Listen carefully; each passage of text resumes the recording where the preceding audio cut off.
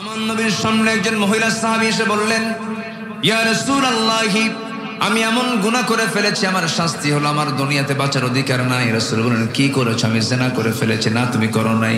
হুজুর আমি জিনা করে ফেলেছি। না তুমি করো নাই। হুজুর আমি জিনা করে ফেলেছি।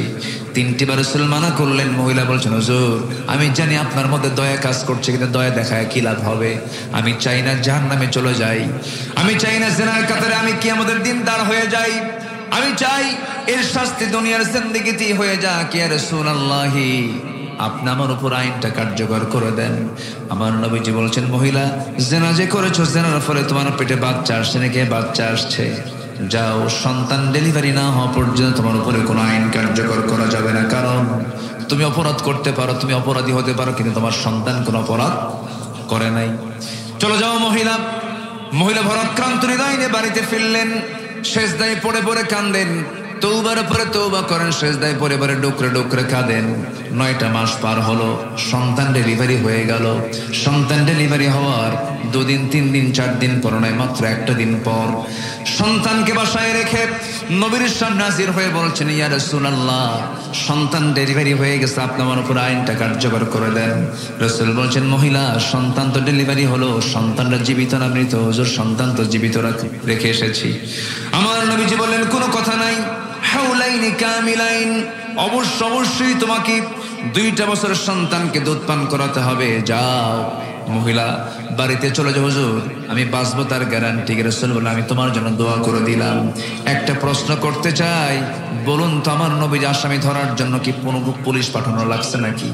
পুলিশ পাঠানো, কোনো জেলখানার প্রয়োজন হয়েছে নাকি? কোনো গোয়েন্দা লাগে নাই, কোনো পুলিশ লাগে নাই, জেলখানার প্রয়োজন হয় নাই। আসামি নিজে হাজির হয়েছে বিচারপতির সামনে, একমাত্র কেবলমাত্র কার ভয়ে? জাতি ভালো হবে কার ভয়ে? জাতিকে শিক্ষা দিতে হবে কার ভয়ের শিক্ষা? আল্লাহর ভয়ের শিক্ষা দিতে হবে। মানুষ ভালো হয়ে যাবে। আল্লাহর ভয়ে ছাড়া মানুষ ভালো হবে না। প্রশাসনের ভয় দেখিয়ে মানুষকে ভালো করা যাবে না। খুন কখনো বন্ধ হবে না। ওমর ফারুক রাদিয়াল্লাহু তাআলা আনহু প্রথম খলিফার আমলে 2টা বছর তিনি মদিনার বিচারপতি ছিলেন। মদিনার বিচারপতি, তিনি প্রধান বিচারপতি ছিলেন।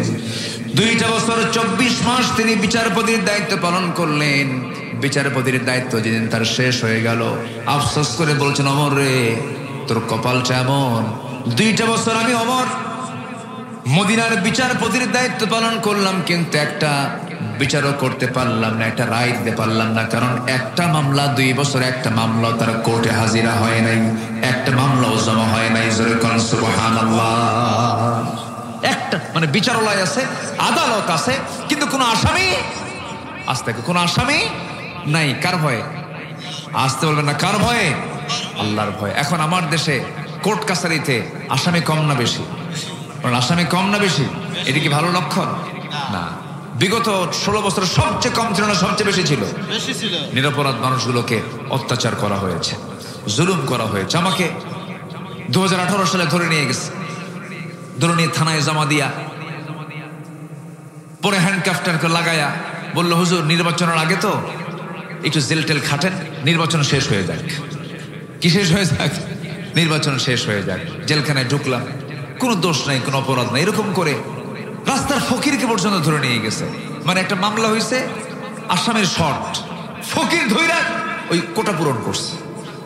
এই হচ্ছে অবস্থা। তো 3 মাস আমি জেলখানার মধ্যে ঢুকলাম। যেদিন প্রথম দিন, বিশাল বড় ফটকের ভিতর দিয়ে ঢুকলাম। ঢোকা মাত্রই দেখি আমার এক পরিচিত এক মুরব্বী, বয়স 80 থেকে 85 বছর হবে, আমার দিকে তাকায়, আমাকে দেখে লম্বা একখান সালাম দেবে, হুজুর আপনি জেলখানায় ঢুকছেন? খুব খুশি হলাম। বলুন তো, জেলখানায় ঢুকলে কি খুশি হওয়ার কথা? বললাম, খুশি কেন আপনি?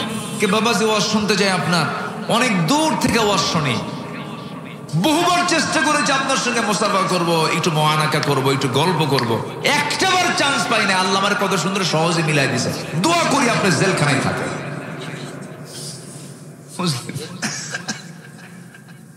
সম্মানিত ভাইয়েরা, এই অত্যাচারগুলো করা হয়েছে। চাচাকে বললাম, আপনার বয়স 80 বছর, নাতিপুতি ধুয়ে জেলখানায় কেন? কোনো অকাম করছেন আপনি? বলেন। ঠোঁটকাটা চাচা, মানে মুখ থেকে বের হয়ে যায় কথাগুলো। বললাম, আপনি কি করছেন? আপনি? চাচা বলে, বাবা বোমা হামলা। মানে ওনার নামে বোমার মামলা দিছে। এখন বুড়া মানুষ 80 বছর, বলেন তো ওনার হাতে যদি কেউ বোমা তুলে দেয়, বোমা কি লক্ষ্যে বসবে না তার মাথায় পড়বে? এই হলো সিচুয়েশন, যেটা শয়তানও বিশ্বাস করে না। এমনও সাক্ষী রেডি করা হয়েছে আল্লামা সাঈদীর বিরুদ্ধে। সাক্ষীর জন্ম হলো ৭৬ আর ঘটনা হলো ৭১। তাহলে 5 বছর আগের ঘটনা দেখলো কেমনে মারপেট থেকে, রুহের জগৎ থেকে দেখছে। কিসের জগৎ থেকে বলে? রুহের জগৎ থেকে। সম্মানিত ভাইয়েরা, সম্মানিত বন্ধুগণ, আমার নবীজির আদালতে আসছে, পুলিশ ধরা লাগে নাই, জেলখানা লাগে নাই, সোজা চলে আসছে কার ভয়ে? আল্লাহর ভয়ে। আমার নবীজি বললেন, যাও সন্তানকে দুধ পান করাও। সন্তানের দুধ পান যখন শেষ হবে সেই সময় তুমি আমার কাছে চলে আসো। মহিলা চলে গেলেন, আসামি ধরার জন্য জেলখানায় লাগলো না, নিজের বাড়িতেই থাকলেন, সন্তানকে দুধ পান করালেন। 6টা মাস গেল না, সন্তানের টোটাল দুধ বন্ধ করে দিলেন।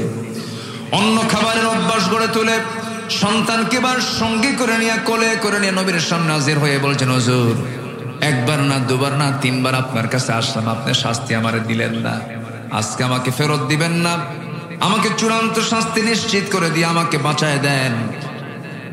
আমার নবীজি বললেন, সন্তানটা আমার হাতে তুলে দাও। সন্তান কোলে নিয়ে নিলেন। সাহাবায়ে কেরামকে লক্ষ্য করে বলছেন, সাহাবীরা, এই যে সন্তানকে তোমরা আমার হাতে দেখতে পেতেছো, এই সন্তানের লালন পালনের দায়িত্ব যে বান্দা গ্রহণ করবে, আমি রাসূল আর সেই সাহাবী জান্নাতের মধ্যে 2 নখের দূরত্ব অবস্থান করব। ফাইয়া ফিল জান্নাতি কাহাতাইন।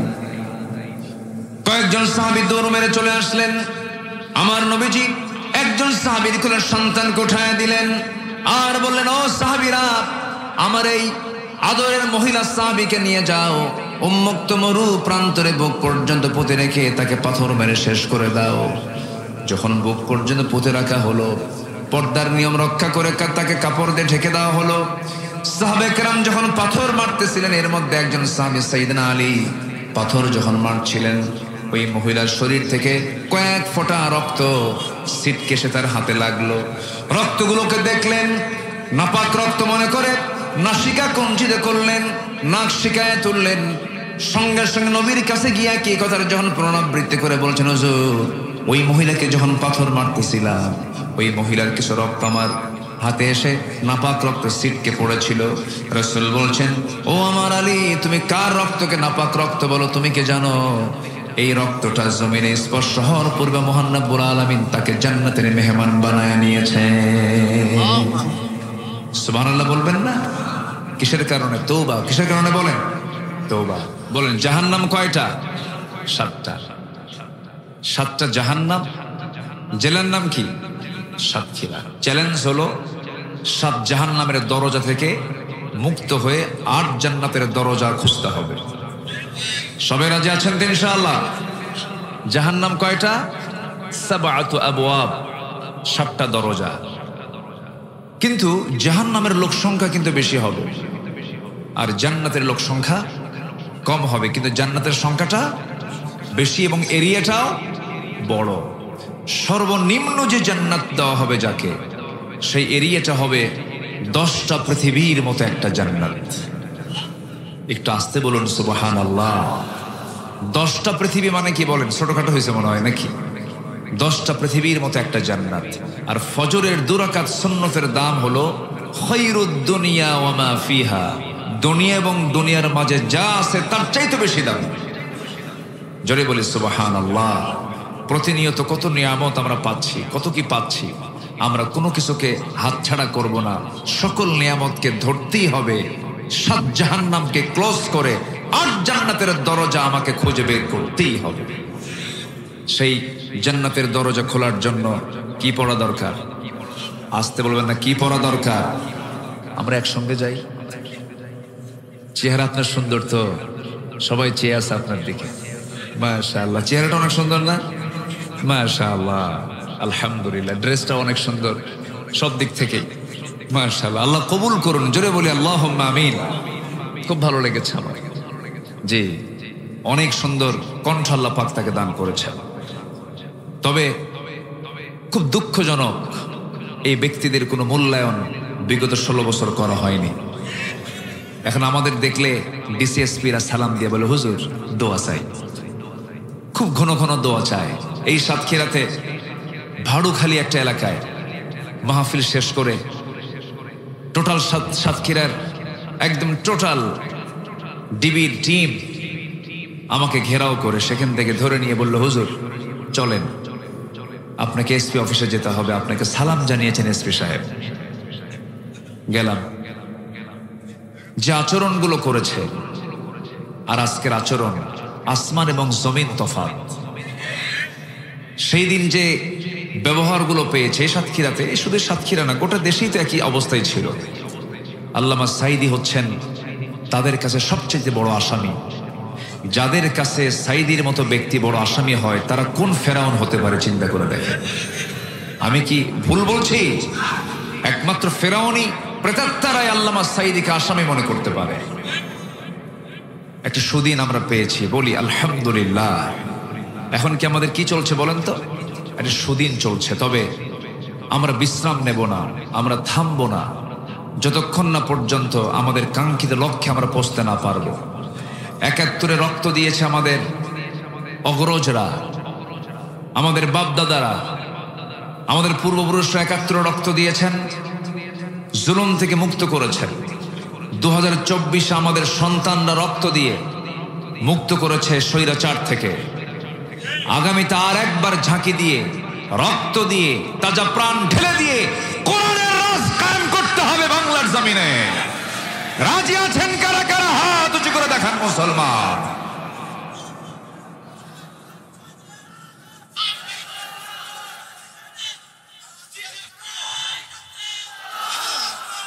আল্লাহ কবুল করুন, জোরে বলি আমিন, আরো জোরে আমিন।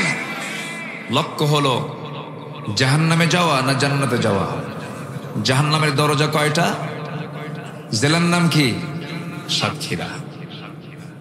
সম্মানিত ভাইয়েরা, আমি আলোচনার সূচনা আমার অভ্যাস অনুযায়ী সূরা তাহরিম থেকে, বলুন তো সূরার নাম কি বলুন তো? তাহরিম। আমি আবার আয়াত ছাড়া কথা বলতে পারি না।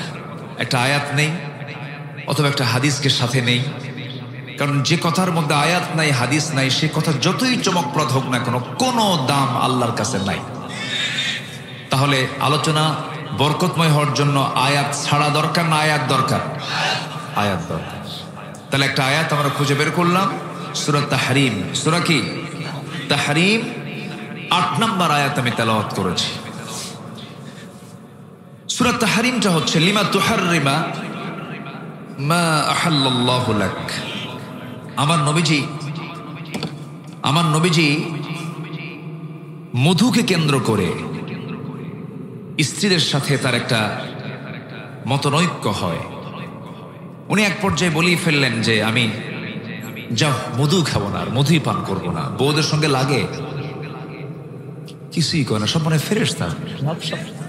এই বউদের সঙ্গে লাগে কিনা বলেন? লাগে কিনা? আমারও তো লাগে।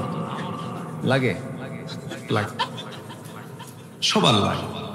যার সংসার আছে তারই লাগে, যার সংসার নাই তার লাগে। আর লাগে মানেই মোহাব্বত আছে। লাগে মানে কি? মোহাব্বত আছে। নারী এমন একটা জাতের নাম, না লাগলে নারী হবে না সে। আল্লাহ পাক নারীকে বানিয়েছেন সোজা হাড়ে না বাঁকা হাড়ে? বাঁকা হাড়ে। এটা কি আমার কথা না নবীর কথা? খুলিকাত মিন দিলাইন, মেয়েদেরকে সৃষ্টি করা হয়েছে বাঁকা হাড়ে। আপনি যতই সোজা বানাবেন ততই বাঁকা হয়ে যাবে, এবং তাদেরকে যত বেশি প্রশংসা করবেন সোজা হয়ে যাবে। আর পুরুষের প্রশংসা করবেন, পুরুষ মনে মনে চিন্তা করবে ধান্দা কি, এত প্রশংসা করে কেন? পুরুষ প্রশংসা করলে মাইন্ড করে, আর মেয়েদের প্রশংসা করলে মেয়েরা খুশি হয়। তাহলে বাঁকা দূর করার ওষুধ কি বলেন? আস্তে কন, কি করা? প্রশংসা করা। বউ যদি একটু কালো হয় কখনো কালো বলবেন না, বলবেন তুমি আমার চোখে চাঁদের চেয়েও উজ্জ্বল। ও আয়না দেখে বলবে হ্যাঁ আমার স্বামীর রুচি ঠিক আছে। তো আল্লাহ তাআলা মেয়েদের কেমন করে সৃষ্টি করেছেন। আমার নবীজি একটু বললেন আমি মধু খাবোই না। এত পেঁয়াজ যখন তোমাদের লাগছে, আল্লাহ পাক বলছেন ইয়া আইয়ুহান নাবিয়্যু লিমা তুহাররিমা, আপনি কেন হারাম করবেন আমি যে আপনার জন্য হালাল করেছি? না, আপনি এটা কখনো বলতে পারেন না। মধু আল্লাহ তাআলা বান্দার জন্য দিয়েছেন পৃথিবীর সকল রোগের ঔষধ করে। জোরে কোন সুবহানাল্লাহ। সে ওষুধ, সে মধু নামক এই ওষুধ ফ্যাক্টরি কোন জেলায় অবস্থিত বলেন? ওরে সবচেয়ে সুন্দর জবাব দিলেন। বলেন কোন জেলা বলেন? গোটা দেশের মধু সাপ্লাই হয় কোন জেলা থেকে? বলি আলহামদুলিল্লাহ, জোরে বলি আলহামদুলিল্লাহ। যে পরে যাচ্ছি আমি, আসুন সেই সূরা তাহরিম থেকে কিছু কথা আমরা বলতে চাচ্ছি। ওমা তাওফীকি ইল্লা বিল্লাহ, 8 নম্বর আয়াত। কয় নম্বর আয়াত বলেন তো? 8 নম্বর আয়াত। আচ্ছা, আমরা অশুদ্ধ থাকতে চাই না শুদ্ধ হতে চাই বলেন তো? নাপাক না পাক? বলেন নাপাক না পাক? যে নামাজ না পড়ে সে কি? আস্তে কয়, আরো জোরে। যে রোজা না রাখে সে কি? বলে যে বিড়ি খায়। এখানে প্যাঁচ লাগছে কিন্তু, ভালো করে খান। হ্যাঁ, আগুন আছে না নাই? বিড়ির সাথে ধোঁয়া আছে না নাই? ধোঁয়া এবং আগুন জান্নাতের কোথাও খুঁজে পাওয়া যাবে না। কিন্তু ধোঁয়া এবং আগুন কোথায় থাকতে পারে বলেন তো? জাহান্নাম। আমি এটা যুক্তি দিলাম, এটা কিন্তু দলিল না, কিন্তু এটা ক্ষতি, চরম ক্ষতি। আমরা নাপাক থাকবো না, আমরা পাক থাকবো। নাপাকের ঠিকানা হলো জাহান্নাম, আর পাকের ঠিকানা কোথায়? জান্নাত। আমাকে খাঁটি হতে হবে, আমাকে পাক থাকতে হবে, আমাকে পিওর থাকতে হবে, আমাকে শুদ্ধ থাকতে হবে। তবে মাথা থেকে পা পর্যন্ত গোটা দেহের ভিতরে একটা অংশ আছে, সে অংশটা যদি শুদ্ধ থেকে যায়, সেই অংশটা যদি পাক থেকে যায়, খাঁটি থেকে যায়, আল্লাহ রাব্বুল আলামিন ওই অংশটুকু খাঁটি থাকার জন্য তাকে জান্নাত দিয়ে দিবেন। আলা ইন্না ফিল জাসাদি লামুদগাতান ইযা সালুহাত সালুহাল জাসাদু কুল্লুহু ওয়া ইযা ফাসাদাত ফাসাদাল জাসাদু কুল্লুহু আলা ওয়াহিয়াল কলব। ও আমার সাহাবীরা, মানুষের দেহের ভিতরে একটা গোশতের টুকরা আছে, সেই টুকরা যদি খাঁটি থেকে যায়, শুদ্ধ থেকে যায়, গোটা বডি তার ঠিক থেকে যায়। আর ওই অংশটুকু যদি নষ্ট হয়ে যায়, গোটা দেহ নষ্ট হয়ে যায়। আলা ওয়াহিয়াল কলব, সাবধান, সেই জায়গাটা হলো কলব। যেরকম সুবহানাল্লাহ, কলব, এটাকে ঠিক রাখতে হবে। এটাকে শুদ্ধ রাখার জন্য আল্লাহ পাক কোরআনে 10টা পন্থা দিয়েছেন। কটা পন্থা দিয়েছেন বলেন তো? 10টা পন্থা। আমি খুব বেশি সময় নেব না, এই 10টা পন্থা আমি পয়েন্ট আকারে একটা একটা করে বলি, আমি আলোচনার ইতি টানবো। আমাকে সময় দিচ্ছেন তো সবাই? কি আমরা কি দোয়া না করে যাওয়ার, দোয়া না করার চিন্তা নিচ্ছি নাকি বলেন? শেষ দোয়া আছে না নাই বলেন তো? আচ্ছা, এই মাহফিলটা আজকে হওয়ারই কথা না। আমাকে সকালবেলা কমিটি বললো, হুজুর মাহফিল হবে না, আইসেন না। আমি বললাম তো আমি তো আইসে বসে আছি। গতকালকে আমার মাহফিল ছিল হলো রাজশাহীর পবাতে। রাজশাহীর পবা, সেখান থেকে আমি গিয়েছিলাম সারা রাত জার্নি করে, প্রায় 380 কিলোমিটার। কয়রা গিয়েছিলাম, খুলনা কয়রা। সেই কয়রাতে একটা মসজিদ উদ্বোধন হবে। হামজা, আমি নগণ্য গোলাম, তারপরে আরো মেলাগুলো সব একসাথে, হ্যাঁ একদম 10-15 জন আলেম ওলামা সব এক জায়গায় হয়ে একটা মসজিদ উদ্বোধন হলো। এরপর মুরব্বীর সঙ্গে কথা হলো যে মাহফিল আমরা করব, আবহাওয়া আল্লাহ পাক ভালো দিয়েছেন, মাহফিল না করলে কেমন হয়। চলে আসছি। বেজার হয়েছেন মনে হয় আপনারা? খুশি হয়েছেন তো? আল্লাহ যেন খুশি হন, জোরে বলি আমিন। এই মাহফিল থেকে যদি একটা মানুষের নামাজি হয়, এটাই মাহফিলের সফলতা। আল্লাহ মাহফিলকে কবুল করুন, জোরে বলি আল্লাহুম্মা আমিন। আমার দিকে দয়া করে তাকাবেন, কেউ যাবেন না প্লিজ। আমি বড় জোর আর 1 ঘন্টার সময় আমি আপনার থেকে চেয়ে নিচ্ছি, কেউ যাবেন না, একটু থাকবেন। এই ঠিক আছে? খান নাই? আহারে, যে চিল্লাইছে খায় নাই, খান, একসঙ্গে যাবো কিন্তু আমরা, কথা আছে। তাহলে ওনার খাওয়ার ব্যবস্থা করেন একটা। যে আপনাদের খাওয়ার ব্যবস্থা মনে হয় নাই না? না ওনাদের খাওয়ার ব্যবস্থা? হ্যাঁ, ও আচ্ছা। আবার কিছু কিছু মাহফিলে তাবারক করে, তো এটা মনে হয় নাই। কি কষ্ট পাচ্ছেন নাকি? আপনার ক্ষুধা লাগছে নাকি? কমিটিকে বলে দেবো কিছু, যে চাল টাল নিয়ে আসুক। মাশাআল্লাহ, বলি আলহামদুলিল্লাহ। খুব সুন্দর। তাহলে আমাদের গোটা বডি ঠিক করার আগে কোনটা ঠিক করতে হবে, বাইরেরটা না ভিতরেরটা? বলেন বাইরেরটা না ভিতরেরটা? তার নাম কি? এটাকে ঠিক করতে হবে। এটাকে ঠিক করার জন্য 10টা পন্থা আছে। এই 10টা পন্থা যদি আমরা ট্রিট করি আমরা ভালো হয়ে যাব, জান্নাত নামক বড় নিয়ামত আমরা পেয়ে যাব। এর মধ্যে 1 নম্বর হলো খাঁটি মনে তওবা করতে হবে, নির্ভেজাল তওবা করতে হবে। আল্লাহ রাব্বুল আলামিন বলেন, ইয়া আইয়ুহাল্লাযীনা আমানু তুবু ইলাল্লাহি তাওবাতান নাসুহা আসা রাব্বুকুম আন ইউকাফিরা আনকুম সাইয়্যাতিকুম ওয়া ইউদখিলকুম জান্নাতিন তাজরি মিন তাহতিহাল আনহার। জোরে বলুন আল্লাহু আকবার। ইমানদারেরা তোমরা তওবার মতো তওবা করো, যে তওবার মধ্য দিয়ে তুমি বান্দা আল্লাহর নৈকট্য হাসিল করতে পারবে, সেরকম করে তুমি তওবা করো। বাবার 4টা সন্তান, 4টা সন্তানের মধ্যে যে সন্তানটা সবচাইতে বড় দুষ্ট, সেই সন্তানটার দিকে বাপ মার নজর কম থাকে না বেশি থাকে? আসতে কয় কম থাকে না বেশি থাকে? বেশি থাকে। যেটা সবচেয়ে ভালো ছেলে তার দিকে কোনো খেয়ালই রাখে না বাপ মা, সবচেয়ে ভালো ছেলের দিকে কোনো তার লক্ষ্য নাই। সন্তান তো সেটা ভালোই আছে, কিন্তু যে সন্তানটা একটু দুষ্ট হয়, বখাটে হয়, বাপ মার টেনশন সর্বক্ষণ তাকে নিয়ে হয়, চোখের পানি ফেলে ফেলে ফেলে কেন্দে বলে, আল্লাহ আমার সন্তানকে ভালো করে দাও, নেশা করে নেশা থেকে মুক্ত করে দাও। পৃথিবীর জীবনে যেমন আমরা দেখি একটা দুষ্ট সন্তানের জন্য বাপ মার যেমন সবচেয়ে নজর তার দিকে বেশি থাকে, এই দুনিয়াতে যে বান্দার দ্বারা সবচেয়ে বেশি গুনাহ হয়, সেই বান্দার দিকে সবচেয়ে নজর বেশি রাখেন তিনি আমার কে? আল্লাহ। আল্লাহ বারবার চিন্তা করেন এই বান্দাটা কখন তওবা করবে। যখন বান্দা তওবা করে একটা পা গায়, আল্লাহ পাক তার দিকে 10টা পা গায় দেন। বান্দা যখন হেঁটে হেঁটে আসে, আল্লাহ তার দিকে দৌড়ায় দৌড়ায় চলে যান। ওই বান্দা যখন আল্লাহর কাছে ক্ষমা চায়, ওযু যখন বানায় নেয়, ওযু বানানোর সঙ্গে সঙ্গে হাত যখন ধৌত করে, হাতের সগরা গুনাহগুলো মাফ হয়ে যায়। মুখমণ্ডল যখন ধৌত করে, মুখের সগরা গুনাহগুলো মাফ হয়ে যায়। 2 হাত যখন ধৌত করে, হাতের সগরা গুনাহগুলো মাফ হয়ে যায়। মাথা যখন মাসে করে, মাথার সগরা গুনাহগুলো মাফ হয়ে যায়। বান্দা যখন 2 পা ধৌত করে, 2 পার সগরা গুনাহগুলো মাফ হয়ে যায়।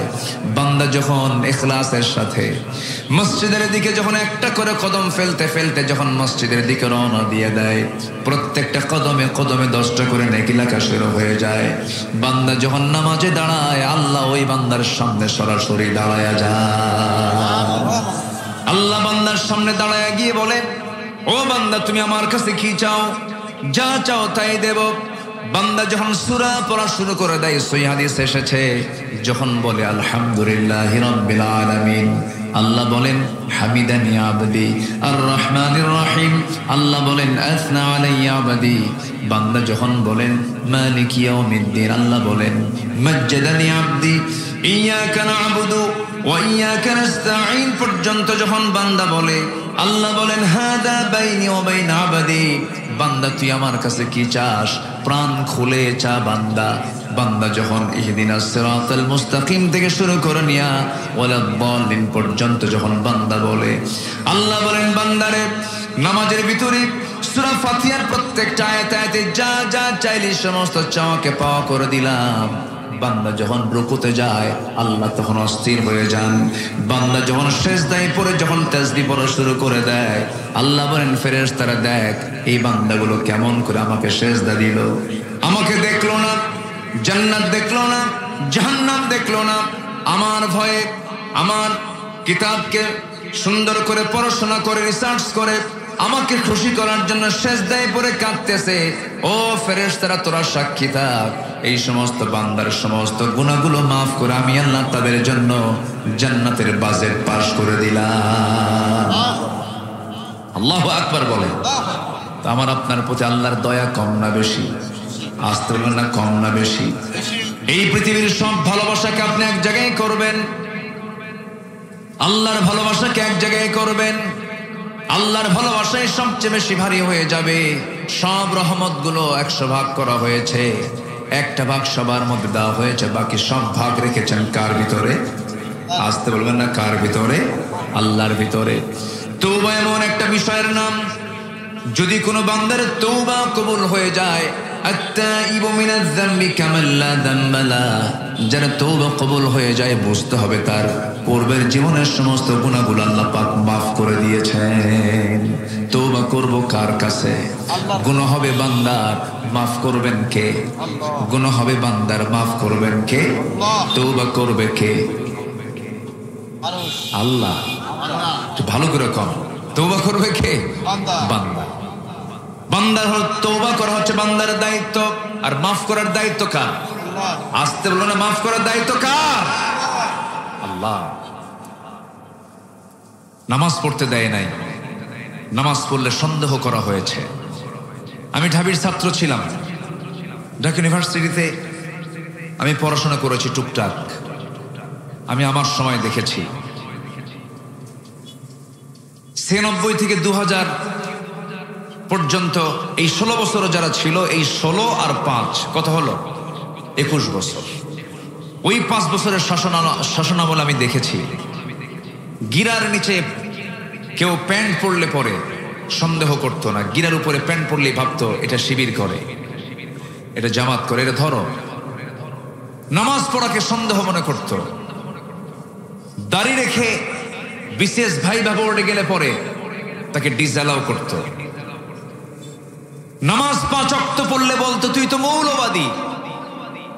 এরকম করে করে বিভিন্ন ষড়যন্ত্রই চলেছে। নামাজকে যারা সন্দেহের চোখে দেখে তারা কোনোদিন ইমানদার হতে পারে না। আসতে বলবেন না, জোরে বলুন ঠিক কিনা? সম্মানিত ভাইয়েরা, যার জীবনে ইসলামের প্র্যাকটিস নাই, ইসলামের কালচার নাই, সে কেমন করে মুসলিম দাবি করতে পারে? একজন মুসলমান বিয়ে করবে অমুসলিমকে না মুসলিমকে? বলুন, জোরে বলেন, আরো জোরে। মুসলিম না অমুসলিমকে বলেন? বিয়ে করার শর্ত হলো ওয়ালা তানকিহুল মুশরিকাত হাত্তা ইউমিননা, তুমি কোনো মুশরিকা নারীকে বিয়ে করতে পারবে না যতক্ষণ না ঈমান না এনেছে। ঈমান যদি এনে থাকে, মুশরিকা হলেও সে ঈমান এনেছে, তুমি তাকে বিয়ে করলে কোনো আপত্তি নাই। আমার নবীজি ইহুদি মেয়েকেও বিয়ে করেছেন, অমুসলিমকে না, মুসলমান করে, মুসলমান করে, কোনো সমস্যা নাই, বরং ভালো সবের কাজ। কিন্তু আমরা দেখেছি যারা এই দেশপ্রেমের কথা বলেন, যারা এই ধর্মীয় মূল্যবোধের কথা বলেন, তাদের ব্যাকগ্রাউন্ড হাতায় দেখেন। এদেশের স্বাধীনতার স্থপতির নাতিদের চরিত্রের দিকে একটু তাকায় দেখেন। ওনারা বলেন আমরা ইসলামকে ভালোবাসি, মহব্বত করি, কিন্তু আপনি এই দেশে কোনো মহিলাকে খুঁজে পেলেন না। 7 সাগর 13 নদী পাড়ি দিয়া আমেরিকা বিয়ে করলেন, বিয়ে বাড়ি আমেরিকা বিয়ে করলেন। সেই বউটা কি মুসলমান না খ্রিস্টান? মুসলমান না খ্রিস্টান? আচ্ছা, খ্রিস্টান হলো, স্বামী হলো মুসলমান, বাচ্চাটা কি হবে করা? হ্যাঁ, পেট থেকে মাথা পর্যন্ত মুসলমান, এর থেকে নিচ পর্যন্ত হিন্দু, নাকি? কি হবেন আপনি? তাহলে গাধার ঘোড়ার মিলনে যে বাচ্চা হয় এটাকে বলা হয় খচ্চর। কি বলা হয় বলেন তো? খচ্চর। আমরা আমাদের বোঝা শেষ, কে ইসলাম চায় আর কে ইসলাম চায় না, তাদের ব্যক্তিগত জীবন হাতালেই টের পাওয়া যায়। আমরা দায়িত্বহীন কণ্ঠে জানিয়ে দিতে চাই, ইসলাম বিরোধী চিন্তা চেতনা লালন করে এমন অপশক্তিকে খচ্চরদের নেতৃত্ব আর বাংলার জমিনে বাস্তবায়ন হতে দেওয়া হবে না। এটাকে শক্ত হাতে মাথায় নিতে হবে। শক্ত হাতে মাথায় না নিলে পরে সামনের ভবিষ্যৎ প্রজন্ম আরো ধ্বংসের দিকে চলে যাবে। আমরা একটা পর্যায়ে চলে এসেছি, সামনে শুধু একটা ধাক্কা মারা দরকার। সেই ধাক্কা হবে হলো ইসলামের বিজয়ের জন্য। আমরা সব দেখা শেষ করে দিয়েছি তো, দেখে কি কোনো কিছু বাদ আছে বলেন তো? সব দেখা শেষ হয়েছে, শুধু দেখা বাদ আছে কি? বলেন, দেখা বাদ আছে কি বলেন? আচ্ছা, আমার কথা কি রাগ করতেছেন আপনারা? বলেন তো, কোরআন কি কোনো দলের, নির্দিষ্ট দলের? কোরআনটা কার? যার কোরআনের আইন বাস্তবায়নে যার চুল পরিমাণ অস্বীকৃতি থাকবে সে কাট্টা কাফের। ঠিক কিনা বলেন? সে কাট্টা কাফের। কোরআন দিয়ে বিচার কার্য ফয়সালা করতে হবে, এই বিধান কোরআনে আছে না নাই? ইনিল হুকমু ইল্লা লিল্লাহ আলা লাহুল খালক ওয়াল আমর। এবং আল্লাহ তাআলা বলছেন যারা আমার দেওয়া বিধান অনুযায়ী বিচার করে না তারা কাফের। আছে না নাই বলেন তো? ওয়ামান লাম ইয়াহকুম বিমা আনজালাল্লাহু ফাউলাইকা হুমুল কাফিরুন ফাসিকুন যালিমুন। তাহলে আমরা কি এমন দৃশ্যকে দেখতে চাই বাংলার জমিনে কোরআন দিয়ে রাষ্ট্র চলুক? সবাইকে আপনারা চান? সাতক্ষীরার জজকোর্ট কোরআন দিয়ে চলুক চান? সচিবালয়ে কোরআন দিয়ে চলুক চান? ব্যাংক, বিমা, প্রশাসন, ক্যান্টনমেন্ট প্রত্যেকটা জায়গায় কোরআন দিয়ে চলুক সবাইকে চান। কিন্তু আমরা এই 16 বছর চেয়েছিলাম যারা, এখনো চাচ্ছি, আমাদেরকে বলা হতো রাজাকার। আর 64 জেলার মধ্যে চিহ্নিত রাজাকারের জেলা কোন জেলা বলেন? বলেন। আমারে এসপি অফিসে ডাক দিয়ে বলে আপনি সাতক্ষীরায় ওয়াজ করতে আসছেন, এটা তো পাকিস্তান। আমার কি কয়? বলে এটা পাকিস্তানি। বলে এটা পাকিস্তানি, এটা তো বাংলাদেশ না, এরা স্বাধীনতাকে বিশ্বাস করে না। কত বড় বদমাইশ দেখেন, কি দোষ আপনাদের উপর চাপায় দিচ্ছে। সম্মানিত বন্ধুগণ, আমরা সব দেখে শেষ করেছি, আগামীতে আমরা কোরআনটা দিয়ে দেখতে চাই। আগামীর সরকার আমরা দেখতে চাই নামাজের সরকার, নামাজের সরকার, নামাজের সরকার। আল্লাহ কবুল করুন, জোরে বলি আমিন। যে নামাজের সরকার কায়েম করার জন্য কি বেনামাজি নেতা দরকার না নামাজি নেতা দরকার? সমাজ এখন কোন নেতা বেশি? বলেন কোন নেতা বেশি? বেনামাজি নেতা বেশি। আমার দেশে নামাজি বেশি না বেনামাজি বেশি? বেনামাজি বেশি। নামাজ পড়ে মাত্র 5%, আর 95% নামাজ না পড়ে আর বলে এক ঠেলায় পীরের মুরিদ হয়ে জান্নাত পার হয়ে জাহান্নামে যাবে। এরকম গ্রুপও আছে না নাই? আছে। কিন্তু না, যা করেছে ভুল। যারা বসে আছেন আমি সবার কাছে উদাত্ত আহ্বান জানাবো, এবং প্রযুক্তির কল্যাণে এই ক্যামেরা, এই অনলাইনের প্রযুক্তিতে আমাকে যারা দেখছেন আমি সবার কাছে উদাত্ত আহ্বান জানাবো, আত্মশুদ্ধির 10টা পন্থার 1 নম্বর পন্থা হলো যা করেছি করেছি, খাঁটি মনে তওবা করব। সবাইকে রাজি আছেন? আপনার গুনাহ বড় না আল্লাহর রহমত বড়? বলেন তো, বলেন বলেন। আমাদের গুনাহ বড় না আল্লাহর রহমত বড়? আল্লাহকে মাফ করতে পারেন না? শর্ত হলো কি করতে হবে? বলেন বলেন বলেন, কি করতে হবে? তওবা। তওবা যদি করা হয়, আল্লাহ রাব্বুল আলামিন বলেন বান্দা তোমার পাহাড় পরিমাণ যদি কোনো গুনাহ হয়ে থাকে আমি তোমাকে মাফ করে দেব। আমি তোমাকে সবকিছু মাফ করে সম্মানজনক জান্নাত আমি তোমাকে দিয়ে দেব। ইল্লা মান তাবা ওয়া আমানা ওয়া আমিলা সালিহান ফাউলাইকা ইউবাদদিলুল্লাহু সাইয়্যাতিহিম হাসানাত। জোরে বলুন আল্লাহু আকবার। যারা তওবা করবে, ঈমান আনবে, নেক আমল করবে, আমি আল্লাহ তাআলা তাদের শুধু গুনাহই মাফ করব না, তার জীবনের যে অর্জিত যত গুনাহগুলো আছে সমস্ত গুনাহগুলো আমি আল্লাহ সওয়াব বানায়া তা পাল্টায়া দেব। চিন্তা করা যায় আমার আল্লাহর দয়াটা কত। মানে তওবা যদি কবুল হয়, আমার আপনার জীবনের যে গুনাহটা আছে সেই গুনাহটা আল্লাহ পাক সাইয়্যাতকে হাসানাত দিয়ে সওয়াব দিয়ে পরিপূর্ণ করে দিবেন। তাহলে আমার আল্লাহকে আমাকে জান্নাত দিতে চান? আস্তে কর, জান্নাত দিতে চান, কিন্তু আমাদের প্রস্তুতি কম। আল্লাহর নাম নেওয়ারই সময় থাকে না। খাওয়ার আগে বিসমিল্লাহ কবে এটাও মনে থাকে না। খাওয়ার আগে যে বিসমিল্লাহ বলবো এটাও মনে থাকে না। কিন্তু আল্লাহ রাসূল বলছেন বিসমিল্লাহ যদি প্রথমে মনে নাও থাকে, মাঝখানে যদি মনে হয় তাও বলো বিসমিল্লাহি আউয়ালাহু ওয়া আখিরাহু, তাও আমার নামটা বাদ দিও না। আল্লাহু আকবার বলে তওবা করব কার কাছে? আল্লাহর কাছে। ছোট্ট একটা ইতিহাস মনে পড়লো আমার নবীজির সময় কোন এক নারী, কোন এক মহিলা জেনার কাজে লিপ্ত হয়ে গেছে। মাহফিলে কি মা বোন আসছে? মায়েরা আসছে, মাশাআল্লাহ, আলহামদুলিল্লাহ। আপনাকে অনেক সুন্দর লাগতেছে। আপনি কাজী সাহেব তো না? মানে কাজী মানে পদবী যেটা আপনাদের এলাকার, আলহামদুলিল্লাহ। আমাদের কাজী সাহেবকে যদি একটু দাড়িওয়ালা যদি মানে উনি হতেন, খুব সুন্দর লাগতো না? বলেন তো, রেখে দিবেন, বয়স হয়ে গেছে তো। মাশাআল্লাহ মাশাআল্লাহ, রাখবেন না ইনশাআল্লাহ? রাখতে হবে। সবাই কি মনে করেন আপনারা? আমরা আগামীর মাহফিল আমাদের কাজী সাহেবকে আমরা দাড়িওয়ালা দেখতে চাই ইনশাআল্লাহ। সবাই কি রাজি আছেন ইনশাআল্লাহ? আল্লাহ কবুল করুন, আল্লাহ কবুল করুন। জি, 2 দিনে সব মাশাআল্লাহ। তবে আপনাদের দাড়ি রাখার দরকার নাই। ভাবসাব যে এমন যে শুধু কাজী সাহেবই রাখুক, আমাদের রাখার দরকার। আমরা সবাই দাড়িওয়ালা হব, জোরে বলি ইনশাআল্লাহ। আপনি কি জানেন এই দাড়িটার দাম কত? এই যে সালমান এফ রহমানের দাড়ি না, এটা ও তো রাখছিল ভণ্ডামের দাড়ি, ঠিক কিনা বলেন? আমরা দাড়িটা রাখবো হলো কার মহাব্বতে বলেন? নবীর মহাব্বতে।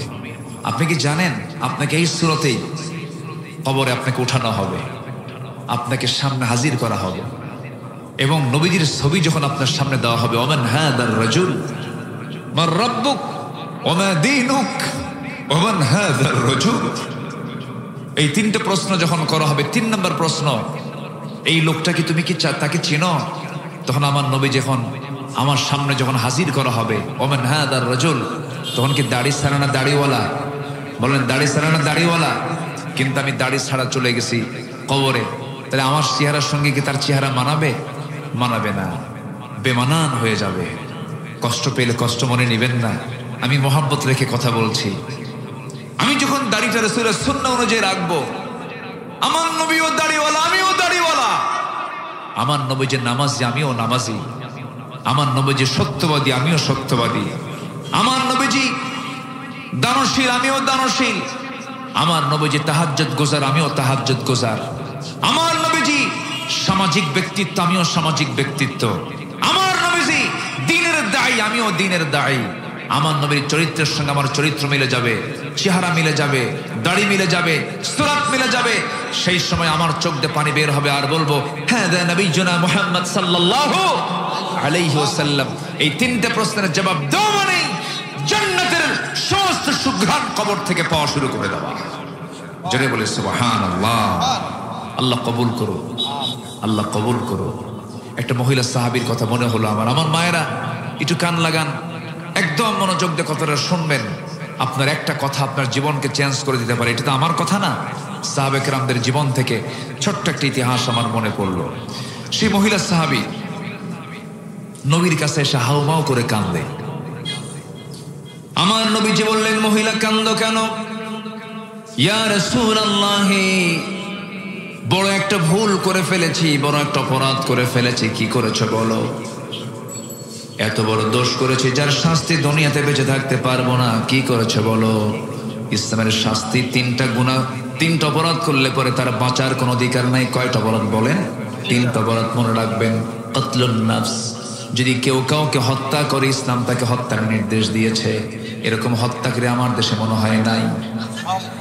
16 বছরে, এই 16 বছরে 60,000 মানুষকে খুন করা হয়েছে। 60,000। প্রতিটি হত্যার বিচার বাংলার জমিনে হতে হবে। ফেরাউন মেরেছিল হলো 40,000। ফেরাউন মারছিল কত? তাহলে এটা কমছে না বাড়ছে? এটা বাড়ছে। ফেরাউন মেরেছিল কেমন জানেন? ওটা আবার আরেক পাষাণ, মার পেট চিরে বের করতো ছেলে সন্তান। ইউযাব্বিহুনা আবনাআকুম, ছেলে সন্তানগুলোকে জব করত। ওয়াস্তাহইউনা নিসাআকুম, মেয়ে সন্তানগুলোকে জিন্দা রাখত। ফেরাউন তার ক্ষমতাকে পাকাপোক্ত করার জন্য 40,000 শিশুকে হত্যা করেছিল। ফেরাউন পৃথিবীতে বেঁচে ছিল হলো 1600 বছর, আর এরা 60,000 মেরে বেঁচে ছিল হলো 16 বছর। সংখ্যার কি মিল দেখছে? সংখ্যারও মিল আছে, চরিত্রেরও মিল আছে। যারা মানুষকে হত্যা করে রাজনীতি করে তারা সবগুলো ফেরাউনদের প্রেতাত্মা। আপনি জানেন একটা মানুষের জীবনের দাম কত? আল্লাহ তাআলা নিজে বলছেন, কোরআনে বলছেন, ফাকাতালান নাস জামিআ। যে ব্যক্তি একটা মুসলমানকে, যে ব্যক্তি একটা মানুষকে হত্যা করলো, সে যেন গোটা পৃথিবীর সকল মানুষকে হত্যা করলো। কত বড় অপরাধ না? কত বড় অপরাধ! একটা মানুষকে মেরে ফেলা মানে গোটা পৃথিবীর মানুষকে মেরে ফেলা। কার কথা? আল্লাহর কথা। ইসলাম 3টা অপরাধকে একদম ক্ষমার অযোগ্য বলেছে। ইসলাম বলেছে তাদেরকে মেরে ফেলতে হবে।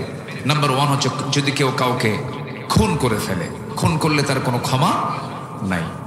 নাম্বার 2 হলো যদি কেউ জিনা করে ফেলে, কিন্তু সেই জেনাটা হতে হবে বিবাহিত অবস্থায়। যদি কেউ জেনা করে ফেলে তার শাস্তি হলো পৃথিবীতে বাঁচার কোনো অধিকার নাই। আর যদি কোনো অবিবাহিত যুবক যুবতী যদি জেনার কাজে লিপ্ত হয়ে যায় তার শাস্তি হলো মিয়াতা জালদা, 100 দোররা মারতে হবে। সেটাকে ঘরে না বাইরে? আসতে কর কেন? ঘরে না বাইরে? একা কিনা সব লোক ডেকে সব যুবকদেরকে ডাক দিয়া এই যুবককে মারতে হবে 100 দোররা। ও দেখলেই যেন ওর মনে হয় ওরে বাপরে বাপ, এ কি মায়ের এটা, কি কথা কি বুঝতেছ না? ইসলাম কি সুন্দর করে বলে। আমি এগুলো মক্কায় কিছু পানিশমেন্ট দেখেছি, জেদ্দায় এটা কতলের দৃশ্য দেখলাম। একদম গোটা জেদ্দাবাসীকে ডাকছে, জেদ্দাবাসীকে ডেকে সামনে কাজীও চলে আসলো। কাজী আরবিতে কাজী মানে হলো জাস্টিস, বিচারপতি। বসলো চেয়ারে, জমটুবি পড়ায় দিল।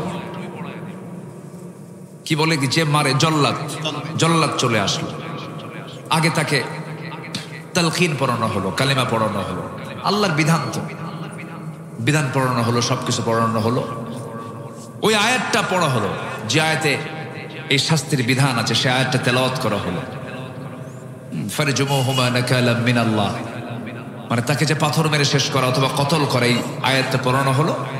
এরপরে একদম তরবারির একটা আঘাতে মস্তকটাকে ছিটকে ফেলে দেওয়া হলো এবং চতুর্দিকে আওয়াজ হলো আল্লাহু আকবার, সবচেয়ে বড় তিনি কে? সবচেয়ে বড় তিনি কে? আজকে জেনার শাস্তি ইসলাম দিয়েছে। আমার দেশের আইনজীবী কিছু আছে বলে এগুলো কোন আইন হলো? এত পাশবিক আইন, এই সমস্ত আইন চলতে পারে না। জুতা পেটা করা দরকার এই বেয়াদবদের, ঠিক কিনা বলেন? আমাকে সৃষ্টি করেছেন কে?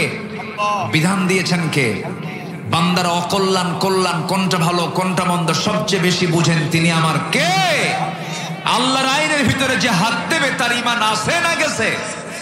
চলে গেছে। কিন্তু আমার দেশে জেনার কি কোনো শাস্তি আছে? জেনা করে ধরা পড়ছে, জেনার শাস্তি কি জানেন? 100 টাকা জরিমানা।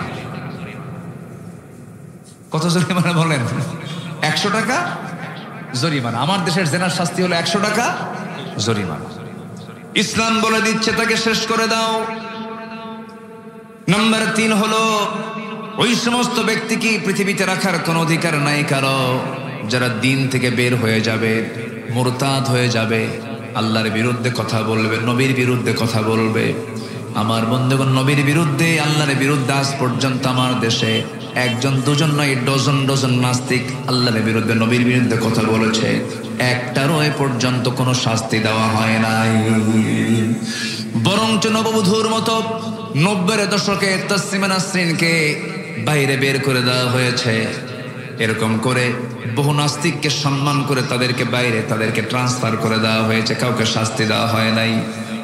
কিন্তু যদি আজকে যদি একটা জেনাকারের, একটা মুরতাদির, একটা খুনির যদি জেনার খুনির মুরতাদের যদি শাস্তি যদি ঢাকার 0 পয়েন্টে সবার চোখের সামনে যদি বাস্তবায়ন করা হতো, আল্লাহর কসম করে বলি এই সমস্ত শাস্তির বিধান কার্যকর হলে পরে গোটা জমিন থেকে সমস্ত অন্যায় কাজ অবশ্যই বন্ধ হয়ে যেত, ঠিক কিনা বলেন? আমার নবীর সামনে একজন মহিলা সাহাবী এসে বললেন, ইয়া রাসূলুল্লাহ, আমি এমন গুনাহ করে ফেলেছি, আমার শাস্তি হলো আমার দুনিয়াতে বাঁচার অধিকার নাই। রাসূল বললেন, কি করেছো? আমি জিনা করে ফেলেছি। না তুমি করো নাই। হুজুর আমি জিনা করে ফেলেছি। না তুমি করো নাই। হুজুর আমি জিনা করে ফেলেছি। 3টি বার রাসূল মানা করলেন। মহিলা বলছেন, হুজুর আমি জানি আপনার মধ্যে দয়া কাজ করছে, কিন্তু দয়া দেখায় কি লাভ হবে? আমি চাই না জাহান্নামে চলে যাই, আমি চাই না জিনার কাতারে আমি কিয়ামতের দিন দাঁড় হয়ে যাই, আমি চাই এর শাস্তি দুনিয়ার জিন্দেগিতেই হয়ে যাক। ইয়া রাসূলুল্লাহ, আপনি আমার উপর আইনটা কার্যকর করে দেন। আমার নবীজি বলছেন, মহিলা জেনা যে করেছো, জেনার ফলে তোমার পেটে বাচ্চা আসছে নাকি? বাচ্চা আসছে। যাও, সন্তান ডেলিভারি না হওয়া পর্যন্ত তোমার উপরে কোনো আইন কার্যকর করা যাবে না। কারণ তুমি অপরাধ করতে পারো, তুমি অপরাধী হতে পারো, কিন্তু তোমার সন্তান কোনো অপরাধ করে নাই। চলে যাও মহিলা। মহিলা ভরাক্রান্ত হৃদয় নিয়ে বাড়িতে ফিরলেন, সেজদায় পড়ে পড়ে কান্দেন। তওবার পরে তওবা করেন, সেজদায় পরে পরে ডুকরে ডুকরে কাঁদেন। 9টা মাস পার হলো, সন্তান ডেলিভারি হয়ে গেল। সন্তান ডেলিভারি হওয়ার 2 দিন 3 দিন 4 দিন পর নয়, মাত্র 1টা দিন পর সন্তানকে বাসায় রেখে নবীর সামনে হাজির হয়ে বলছেন, ইয়া রাসূলুল্লাহ, সন্তান ডেলিভারি হয়ে গেছে, আপনি আমার উপর আইনটা কার্যকর করে দেন। রাসূল বলছেন, মহিলা, সন্তান তো ডেলিভারি হলো, সন্তানটা জীবিত না মৃত? হুজুর, সন্তান তো জীবিত রেখে এসেছি। আমার নবীজি বললেন, কোনো কথা নাই, হাউলাইনি কামিলাইন, অবশ্যই তোমাকে 2টা বছর সন্তানকে দুধ পান করাতে হবে। যাও মহিলা, বাড়িতে চলে যাও। হুজুর, আমি বাঁচবো তার গ্যারান্টি? রাসূল বললেন, আমি তোমার জন্য দোয়া করে দিলাম। একটা প্রশ্ন করতে চাই, বলুন তো, আমার নবী আসামি ধরার জন্য কি কোনো পুলিশ পাঠানো লাগছে নাকি? পুলিশ পাঠানো, কোনো জেলখানার প্রয়োজন হয়েছে নাকি? কোনো গোয়েন্দা লাগে নাই, কোনো পুলিশ লাগে নাই, জেলখানার প্রয়োজন হয় নাই। আসামি নিজে হাজির হয়েছে বিচারপতির সামনে, একমাত্র কেবলমাত্র কার ভয়ে? জাতি ভালো হবে কার ভয়ে? জাতিকে শিক্ষা দিতে হবে কার ভয়ের শিক্ষা? আল্লাহর ভয়ের শিক্ষা দিতে হবে, মানুষ ভালো হয়ে যাবে। আল্লাহর ভয়ে ছেড়ে মানুষ ভালো হবে না। প্রশাসনের ভয় দেখিয়ে মানুষকে ভালো করা যাবে না। খুন কখনো বন্ধ হবে না। ওমরে ফারুক রাদিয়াল্লাহু তাআলা আনহু প্রথম খলিফার আমলে 2টা বছর তিনি মদিনার বিচারপতি ছিলেন। মদিনার বিচারপতি, তিনি প্রধান বিচারপতি ছিলেন। 2টা বছর 24 মাস তিনি বিচারপতির দায়িত্ব পালন করলেন। বিচারপতির দায়িত্ব যেদিন তার শেষ হয়ে গেল, আফসোস করে বলছেন, ওমর রে, তোর কপালটা এমন, 2টা বছর আমি ওমর মদিনার বিচারপতির দায়িত্ব পালন করলাম, কিন্তু একটা বিচারও করতে পারলাম না, একটা রায় দিতে পারলাম না। কারণ একটা মামলা 2 বছর, একটা মামলাও তার কোর্টে হাজিরা হয় নাই, একটা মামলাও জমা হয় নাই। সুবহানাল্লাহ। একটা মানে বিচারালয় আছে, আদালত আছে, কিন্তু কোনো আসামি আসতে, কোনো আসামি নাই। কার ভয়ে? আসতে বলবেন না, কার ভয়ে? আল্লাহর ভয়ে। এখন আমার দেশে কোর্ট কাছারিতে আসামি কম না বেশি? আসামি কম না বেশি? এটা কি ভালো লক্ষণ? না। বিগত 16 বছর সবচেয়ে কম ছিল না, সবচেয়ে বেশি ছিল? নিরপরাধ মানুষগুলোকে অত্যাচার করা হয়েছে, জুলুম করা হয়েছে। আমাকে 2018 সালে ধরে নিয়ে গেছে, ধরে নিয়ে থানায় জমা দিয়া, পরে হ্যান্ডকাফটারকে লাগায়া বললো, হুজুর, নির্বাচনের আগে তো একটু জেল টেল খাটেন, নির্বাচন শেষ হয়ে যাক। কি শেষ হয়ে যাক? নির্বাচন শেষ হয়ে যাক। জেলখানায় ঢুকলাম, কোনো দোষ নাই, কোনো অপরাধ নাই। এরকম করে রাস্তার ফকিরকে পর্যন্ত ধরে নিয়ে গেছে। মানে একটা মামলা হয়েছে, আসামের শর্ট, ফকির ধইরা ওই কোটা পূরণ করছে। এই হচ্ছে অবস্থা। তো 3 মাস আমি জেলখানার মধ্যে ঢুকলাম। যেদিন প্রথম দিন, বিশাল বড় ফটকের ভিতর দিয়ে ঢুকলাম। ঢোকা মাত্রই দেখি আমার এক পরিচিত এক মুরব্বী, বয়স 80 থেকে 85 বছর হবে, আমার দিকে তাকায়, আমাকে দেখে লম্বা একখান সালাম দিয়ে বলে, হুজুর, আপনি জেলখানায় ঢুকছেন? খুব খুশি হলাম। বলেন তো, জেলখানায় ঢুকলে কেউ খুশি হওয়ার কথা? তো বললাম, খুশি কেন আপনি? কে বাবা, যে ওয়াজ শুনতে যায় আপনার, অনেক দূর থেকে ওয়াজ শুনি, বহুবার চেষ্টা করেছি আপনার সঙ্গে মুসাফা করব, একটু মুআনাকা করব, একটু গল্প করব, একটাবার চান্স পাই না। আল্লাহ আমার কত সুন্দর সহজে মিলাই দিয়েছে। দোয়া করি আপনি জেলখানায় থাকেন।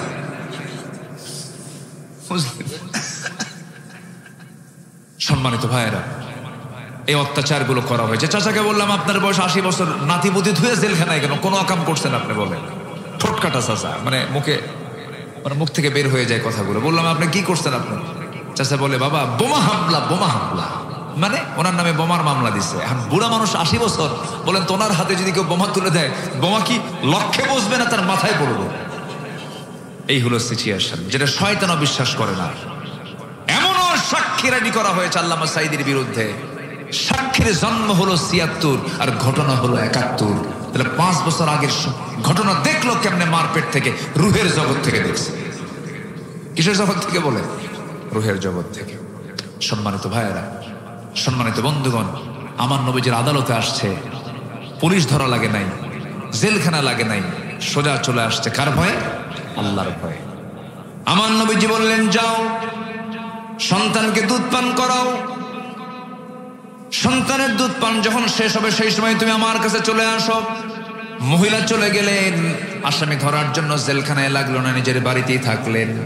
সন্তানকে দুধ পান করালেন। 6টা মাস গেল না, সন্তানের টোটাল দুধ বন্ধ করে দিলেন। অন্য খাবারের অভ্যাস গড়ে তুলে সন্তানকে বার সঙ্গে করে নিয়ে কোলে করে নিয়ে নবীর সামনে হাজির হয়ে বলছেন, হুজুর একবার না দুবার না তিনবার আপনার কাছে আসলাম, আপনি শাস্তি আমারে দিলেন না, আজকে আমাকে ফেরত দিবেন না, আমাকে চূড়ান্ত শাস্তি নিশ্চিত করে দিয়ে আমাকে বাঁচায় দেন। আমার নবীজি বললেন, সন্তানটা আমার হাতে তুলে দাও। সন্তান কোলে নিয়ে নিলেন। সাহাবায়ে কেরামকে লক্ষ্য করে বলছেন, সাহাবীরা এই যে সন্তানকে তোমরা আমার হাতে দেখতে পেতেছো, এই সন্তানের লালন পালনের দায়িত্ব যে বান্দা গ্রহণ করবে, আমি রাসূল আর সেই সাহাবী জান্নাতের মধ্যে 2 নখের দূরত্ব অবস্থান করব। ফাইয়া ফিল জান্নাতি কাহাতাইন। কয়েকজন সাহাবী দৌড় মেরে চলে আসলেন। আমার নবীজি একজন সাহাবীর কোলে সন্তানকে উঠায় দিলেন আর বললেন, ও সাহাবীরা, আমার এই আদরের মহিলা সাহাবীকে নিয়ে যাও, উন্মুক্ত মরু প্রান্তরে বুক পর্যন্ত পুঁতে রেখে তাকে পাথর মেরে শেষ করে দাও। যখন বুক পর্যন্ত পুঁতে রাখা হলো, পর্দার নিয়ম রক্ষা করে তাকে কাপড় দিয়ে ঢেকে দেওয়া হলো। সাহাবায়ে কেরাম যখন পাথর মারতেছিলেন, এর মধ্যে একজন সাহাবী সাইয়েদনা আলী পাথর যখন মারছিলেন, ওই মহিলার শরীর থেকে কয়েক ফোঁটা রক্ত ছিটকে তার হাতে লাগলো। রক্তগুলোকে দেখলেন, নাপাক রক্ত মনে করে নাসিকা কঞ্চিত করলেন, নাক শিকায় তুললেন। সঙ্গে সঙ্গে নবীর কাছে গিয়া কি কথার যখন পুনরাবৃত্তি করে বলছেন, হুজুর ওই মহিলাকে যখন পাথর মারতেছিলাম, ওই মহিলার কিছু রক্ত আমার হাতে এসে নাপাক রক্ত ছিটকে পড়েছিল। রাসূল বলছেন, ও আমার আলী, তুমি কার রক্তকে নাপাক রক্ত বলো? তুমি কি জানো এই রক্তটা জমিনে স্পর্শ হওয়ার পূর্বে মহান রব্বুল আলামিন তাকে জান্নাতের মেহমান বানায় নিয়েছে। সুবহানাল্লাহ বলবেন না? কিসের কারণে? তওবা। কিসের কারণে বলেন? তওবা। সভাপতি সাহেব চলে গেলেন, আসবেন। আসলে অনেক রাত হয়ে গেছে, আমি কষ্ট দিচ্ছি আপনাদের মনে হয় না? সবাই আছেন তো ইনশাআল্লাহ? আপনি আসেন, একটু আসেন, সামনে আসেন, সামনের কাতার পূরণ করুন, কাতার সোজা করুন, আসেন। নামাজে বলেন এই কথা, উনি যখন আসবেন এরপর আবার বসে পড়বেন। জি বসেন, আলহামদুলিল্লাহ, আসেন বসে পড়েন। জি আসেন বসেন। তাহলে ওই মহিলাকে আল্লাহ পাক মাফ করে দিয়েছেন কোন আমলের কারণে বলেন তো? বলেন কোন আমলের কারণে? তওবা। আত্মশুদ্ধির জন্য, নিজের নফসের শুদ্ধতার জন্য পন্থা হলো 10টা। কয়টা বলেন তো? 10টা। এর চলতেছে কয় নাম্বার বলেন?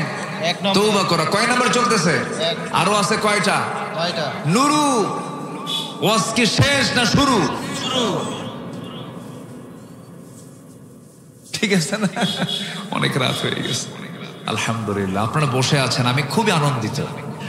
আমার মা, জি আমার মা যারা আছেন, আমি আপনাদেরকে করজোরে মিনতি জানাই। আপনি কি জানেন আপনার সামান্য কিছু আমল আল্লাহর 8টা জান্নাতের দরজা খুলে দেবে, কিন্তু আপনার সামান্য ভুল আপনাকে জাহান্নামে যাওয়াকে অনিবার্য করে দেবে। মেয়েদের ভিতরে সবচেয়ে বড় সমস্যা হলো মেয়েরা তাদের রূপকে বড় পুরুষের সামনে দেখাতে খুব পছন্দ করে আধুনিক সমাজের মেয়েরা। ঠিক কিনা বলেন?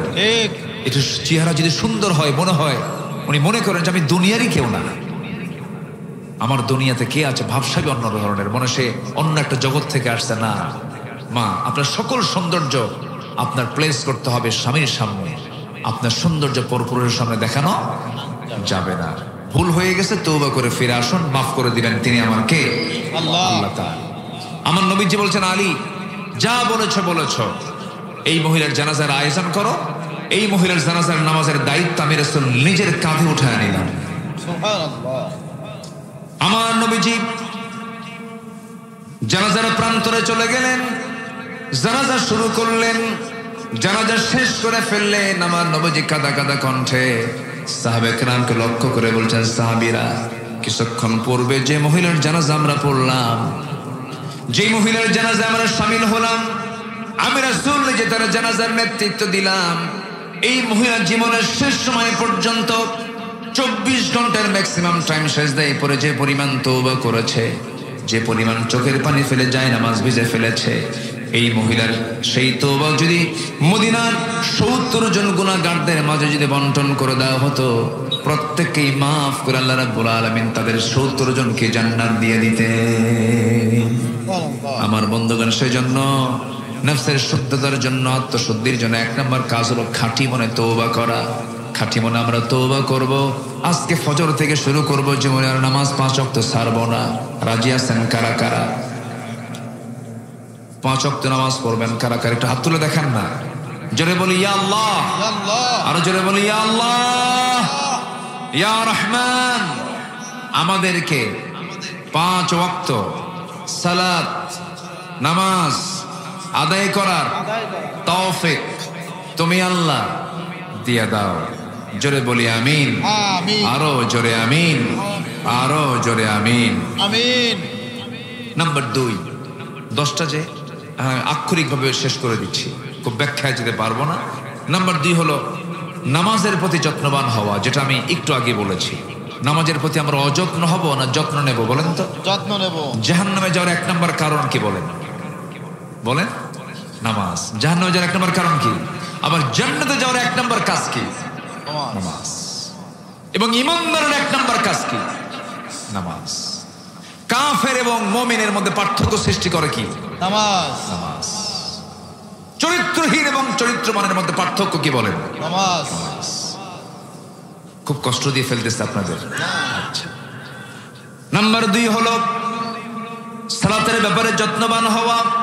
আল্লাহ রাব্বুল আলামিন বলেন সূরাতুল আলার 14 নম্বর আয়াত, قد أفلح من تزكى وذكر اسم ربه فصلى بل تؤثرون الحياة الدنيا والآخرة خير وأبقى إن هذا لفي الصحف الأولى صحف إبراهيم وموسى جربنا الله أكبر الله أكبر نمبر 3 হলো সিয়াম সাধনা হলো আত্মশুদ্ধির 3 নম্বর মাধ্যম, 3 নম্বর পন্থা। রোজা শুধু রমজান মাস নয়, রোজা কিন্তু সারা মাসে আছে। সারা মাস আছে না নাই? যে যুবকের যৌবন কন্ট্রোল করতে পারে না তাকে রাসূল কি আদায় করতে বলেছেন বলেন? রোজা আদায় করতে বলেছেন, সিয়াম আদায় করতে বলেছেন। আমার নবীজি সোমবারে বৃহস্পতিবারে রোজা রেখেছেন এবং প্রত্যেক মাসের 13, 14, 15 তারিখে রোজা রেখেছেন মুহাম্মদ সাল্লাল্লাহু আলাইহি ওয়াসাল্লাম। অতএব রমজান মাস শুধু ফরজ রোজার মাস, আর বাকি সারা বছর হলো নফল রোজার মাস। কি মাস বলেন? বলেন। নফল রোজার মাস। নফল রোজাগুলো রাখবো আমরা। নফল ফরজকে পাহারা দেবে। আপনি কি জানেন এই রোজাটার পুরস্কারটা এমন বরকতের পুরস্কার, প্রত্যেকটা সওয়াব লেখে ফেরেশতারা, আর রোজার সওয়াব লেখে আল্লাহ তাআলা নিজে বান্দাকে দিয়ে দেন। জোরে কোন সুবহানাল্লাহ। রোজা রাখবো কার জন্য? আল্লাহর জন্য। তবে রোজার মধ্যে মানুষকে দেখানোর কোনো সুযোগ নাই। হজে দেখানোর সুযোগ আছে। আলহাজ লেখে। কি লেখে? আলহাজ লেখে। যাকাত দেয়, বলে খুব লোকটা বড় দানশীল, দানবীর বলে। নামাজি, নামাজ পড়লে মানুষ দেখে বলেন লোকটা নামাজি, দেখানোর সুযোগ আছে। দানকে দেখানোর সুযোগ আছে, হজকে দেখানোর সুযোগ আছে। কিন্তু রোজা এমন একটা ইবাদত, কেউ দেখার কোনো সুযোগ, শুধু দেখেন কে বলেন? আল্লাহ। আসতে বলে না কে দেখেন? আল্লাহ। আজ থেকে 15 বছর আগে আমি সাউথ কোরিয়া গিয়েছিলাম। সাউথ কোরিয়া কুত্তা খায়। কি খায়? খালি কুত্তা, মানে কুত্তা জবাই করে আর খায়। কোনো হোটেল নাই। এমন একটা বেকায়দা গিয়েছিলাম, এমনকি বিস্কিট যে বানায়, বিস্কিটের মধ্যেও ওই শুকুরের চর্বি। মানে খাওয়া দাওয়া এত কষ্ট, চরম কষ্ট। নিজে রান্না না করা পর্যন্ত কোনো খাবারে আপনি শুদ্ধতা পাবেন না, হালাল পাবেন না। তো আমার একটা সফর ছিল, সেখানে 2টা মসজিদ উদ্বোধন ছিল। 2টা মসজিদের উদ্বোধনের জন্য আমি গিয়েছিলাম আজ থেকে আরো 13-14 বছর আগে। তো আমার এক পরিচিত এই দেশেরই মানুষ, প্রবাসী, ওখানে থাকে। সে ওখানে বিয়েও করছে। কি করছে? বিয়ে শাদী করছে। বৌদ্ধ একজনকে বিয়ে করে তাকে মুসলমান বানায় নিয়ে এরপরে সংসার করছে। তো সে বন্ধু, সেই ভাইটা আমাকে বলতেছে, ভাই আমার এক মালিক সে বৌদ্ধ, তো রমজান মাসে রোজা আছি আমি, আমাকে বারবার বলতেছে তুমি পানি খাও তো। আমি তো হলি ফাস্ট, আমার মানে জাস্ট আমি রোজা আছি। কেনা খাও তুমি? কেনা আমার আল্লাহ দেখে ফেলবে, আমার আল্লাহ রাগ করবে, অসন্তুষ্ট হবে। আল্লাহ পাক আমাকে রোজা রাখার জন্য বলেছেন। কে তোমার আল্লাহ তোমাকে মানা করছে? ভালো কথা, খাইও না, আমার সামনে লুকায় খাও যাও। কি কথা কি বুঝতেছেন আপনি? মানে ওরা তো এমন ধর্ম পালন করে, আমি নিজের চোখে দেখেছি। ওই বছরে করে কি একবার ওদের বাপদাদার কবরে যায়, সমাধিতে যায়, বছরে একবার দুবার যায়। এতগুলো মদ নিয়ে যায়, মদের বোতল নিয়ে যেয়ে ওই সমাধির কাছে যে কি যেন কয় দোয়া করে বলে, বাবা এই যে এতগুলো মদ দিয়ে গেলাম, তুমি আরাম মতো খাইবে আর মজা করবা। কি কথা কি বুঝতেছেন? ওদের কালচার এটা। তো সেই বুদ্ধ আমার ওই প্রবাসী ভাইকে বলতেছে, তুমি আল্লাহ তোমাকে দেখবে কেমনে, যাও ঘরের মধ্যে যাও, লুকায় খাও।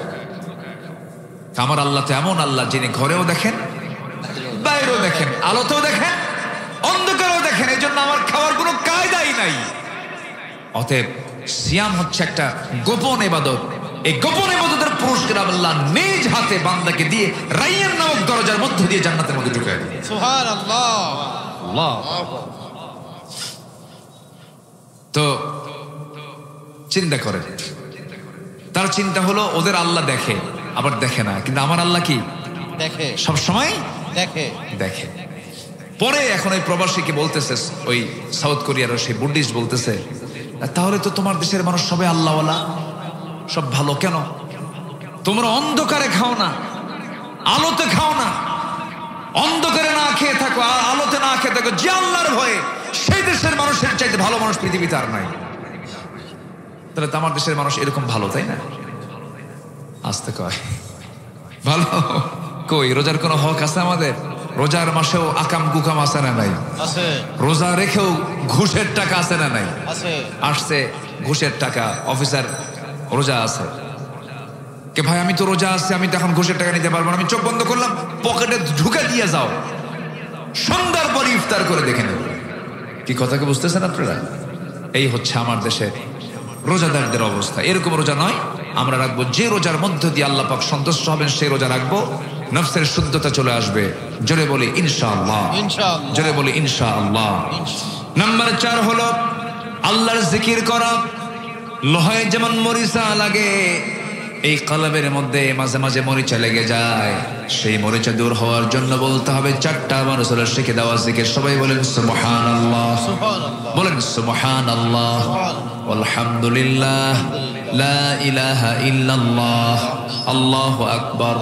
শিখিয়ে দিয়েছেন মুহাম্মদ সাল্লাল্লাহু আলাইহি ওয়াসাল্লাম। আল্লাহ রাব্বুল আলামিন বলেন, الذين آمنوا وتطمئن قلوبهم بذكر الله ألا بذكر الله تطمئن القلوب। সূরা রাদ আয়াত নম্বর 28। যাদের দিলের মধ্যে আল্লাহর জিকির থাকবে তারাই তো প্রশান্ত হৃদয়ের হবে। যার হৃদয়ের মধ্যে আল্লাহর নাম থাকে সেই বান্দা সবচেয়ে প্রশান্ত বান্দা। জোরে বলেন সুবহানাল্লাহ। তার মধ্যে কোনো হাই হুতাশ থাকে না। যার আল্লাহর জিকির থাকে তার মধ্যে কোনো হাই হুতাশ থাকে না, এটা প্রশান্ত থাকে। নাম্বার 5 হলো কোরআনের সঙ্গে সম্পর্ক বৃদ্ধি করতে হবে। এই কিতাবের সঙ্গে তাআল্লুকটা বাড়াতে হবে, সম্পর্ক বাড়াতে হবে। এই কিতাবের সঙ্গে যার সম্পর্ক বেশি, আল্লাহর সঙ্গে তার সম্পর্ক বেড়ে যাবে। আমার বন্ধুগণ, কোরআন আমরা বেশি বেশি করে পড়বো, বেশি বেশি করে বোঝার চেষ্টা করবো। জোরে বলি ইনশাআল্লাহ। নাম্বার 6 হলো সেজদায় বেশি বেশি ক্রন্দন করা। কান্নাকাটি করার জায়গা ব্যক্তির কাছে না আল্লাহর কাছে? আল্লাহর কাছে। ব্যক্তির কাছে না আল্লাহর কাছে? কিন্তু আজকে মানুষ কান্দে বেশি আল্লাহর কাছে না ব্যক্তির কাছে? ব্যক্তির কাছে কান্দে। ব্যক্তি আপনাকে সমাধান দিতে পারবে না, আল্লাহ আপনাকে সমাধান দিতে পারবে না, যে আল্লাহর কাছে আমরা কাঁদবো। নাম্বার 7 হলো হালাল রিজিক উপার্জন করব। নাম্বার 8 হলো মিথ্যাচার ছেড়ে দেব, গীবতকে ছেড়ে দেব। নাম্বার 9 হলো অহংকার আত্মগরিমা বর্জন করব। নাম্বার 10 হলো সবচেয়ে বড় একটা গুণ, তাকওয়া অর্জন করব। এই 10টা গুণ যার মধ্যে থাকবে তার নফসের শুদ্ধতা 100% চলে আসবে। কথাগুলো কার? আল্লাহ তুমি সবাইকে আমল করার তৌফিক দিয়ে দাও। জোরে বলি আমিন। আমি আমার কথা আর বাড়াবো না, যতটুকু হয়েছে আমরা বলে ফেলি আলহামদুলিল্লাহ। জোরে বলি আলহামদুলিল্লাহ, আরো জোরে বলি আলহামদুলিল্লাহ। ফজর হবে তো সবার? সবার ফজর হবে তো? আমার মা বোন যারা আসছেন পর্দা কন্টিনিউ করবেন। খালাতো ভাই, মামাতো ভাই, দুলা ভাই দেখা করা জায়েজ নাই, এই সমস্ত বিষয়গুলো খেয়াল করার চেষ্টা করবেন। অনেক দূর থেকে অনেক কষ্ট করে কোরআন শোনার জন্য আসার জন্য ধন্যবাদ। এবং অল্প সময় আপনার দাওয়াতের সাড়া নিয়ে, মাহফিল তো বন্ধ হয়ে গিয়েছিল, আবার ঘোষণার মধ্য দিয়ে মাহফিলে চলে আসছেন। আল্লাহর মেহেরবানি, আল্লাহর মেহেরবানি, আল্লাহর মেহেরবানি। আল্লাহ তাআলা এই মাহফিলকে কবুল করুন, কমিটিকে কবুল করুন, সবাইকে কবুল করুন। জোরে বলি আল্লাহুম্মা আমিন। সবাই নামাজের মতো করে বসি, সবাই বলে সুবহানাকাল্লাহুম্মা, সুবহানাকাল্লাহুম্মা, سبحانك اللهم وبحمدك أشهد أن لا إله إلا أنت أستغفرك وأتوب إليك। চিৎকার মেরে বলি ইয়া আল্লাহ, আমার জীবনের আমার জীবনে সাগীরা সগীরা কবীরা কবীরা ছোট ছোট বড় বড় সব গুনাহ সব গুনাহ তুমি আল্লাহ মাফ করে দাও। জোরে বলুন ইয়া রাব্বাল আলামিন, ইয়া রাব্বাল আলামিন, ইয়া রাব্বাল আলামিন। আল্লাহুম্মা আমিন। ربنا ظلمنا أنفسنا وإن لم تغفر لنا وترحمنا لنكونن من الخاسرين ربنا لا تزغ قلوبنا بعد إذ هديتنا وهب لنا من لدنك رحمة إنك أنت الوهاب গভীরাত নিঝুম রাত হাজারো মুসলমান নরনারীকে নিয়ে তোমার কালামের 2-3টি আয়াতকে সামনে রেখে আত্মশুদ্ধির পন্থাগুলো কি এই বিষয়ে কিছু আলোচনা করেছি। গুনার বোঝা মাথায় নিয়ে কাঙ্গাল ফিকারির মতো দুটো হাত পেতেছি। আল্লাহ গুনার দিকে নজর দিও না, বান্দা মনে করে তামাম জীবনের সমস্ত গুনাহগুলোকে মেহেরবানি করে মাফ করে দাও। আব্বা আম্মা যারা দুনিয়া থেকে বিদায় নিয়েছেন, জিন্দেগির গুনাহগুলো মাফ করো, কবরগুলোকে তুমি আল্লাহ জান্নাতের টুকরা বানায়া দাও।